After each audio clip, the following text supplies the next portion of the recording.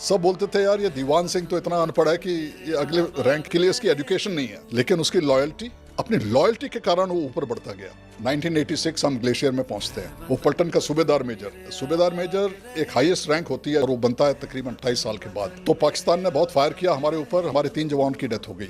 तो जो हमारा हेड क्लर्क था वो मेरे पास आता है एक टेलीग्राम लेके, कहता साहब हमारे जो सूबेदार मेजर साहब हैं इनकी बेटी की डेथ हो गई है स्टोव फटने से। उसी दिन हमारे 3 जवान खत्म हुए हैं। तो मैंने कहा बुलाइए एसएम साहब को। तो मैंने बोला साहब ये बहुत दुखी समाचार है कि आपकी बेटी की स्टोव फटने से गाँव में डेथ हो गई है, आप जल्दी घर पहुंचिए। तो ये सुन के 30 सेकंड चुपचाप खड़े रहे, उन्होंने सिर नीचे करके कुछ नहीं बोला। मैंने कहा आप जाने की तैयारी कीजिए। उन्होंने बोला साहब मैं घर पहुंचते पहुंचते आज चलूंगा तो भी मेरे को 15-20 दिन लग जाएंगे। मेरी बेटी की तो कार्यक्रिया हो चुकी है, उसका मुंह तो मैं वैसे भी नहीं देख सकता हूँ। आज पलटन के 3 जवानों की मृत्यु हुई है, मैं सूबेदार में जा रहा हूँ, मेरे सबसे बड़ी जिम्मेवारी है कि इनकी कार्यक्रिया ठीक से होनी चाहिए। उसने मना कर दिया, कहता नहीं साहब पहले मैं ये काम करूंगा उसके बाद जाऊंगा।